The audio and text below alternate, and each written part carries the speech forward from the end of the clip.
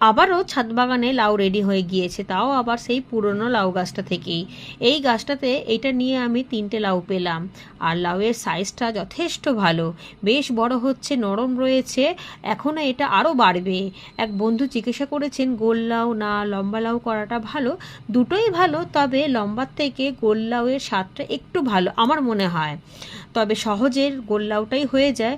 লম্বা লাউটাতেও হয়, কিন্তু লম্বাটাতে ফলন একটু কম হয়, গোলটাতে ফলনটা একটু বেশি হয়। এর আগেও আমি অনেকবার এই কথাটা বলেছি, একটা লাউ গাছ কিন্তু বহুদিন পর্যন্ত ফলন দেয়। একবার ফলন দেওয়ার পর গাছটা একটুখানি মরো মরো মতো হয়ে যায়, সেই সময় গাছটাকে নতুন করে আবারও পরিচর্যা করলে, একটু মাটিটা খুশে নিয়ে নতুন করে খাবার দিয়ে জল দিয়ে সেই গাছটা দেখবেন কদিন পর আবারও ডালপালা ছাড়বে, সেখান থেকে আবার নতুন করে আপনি ফলন পাবেন। একটা লাউ গাছ অন্তত 6 মাস আপনাকে ফলন দেবে, যেটা আমি নিজে ছাদ বাগানে করে প্রমাণ পেয়েছি, সেই জন্যই আমি আপনাদের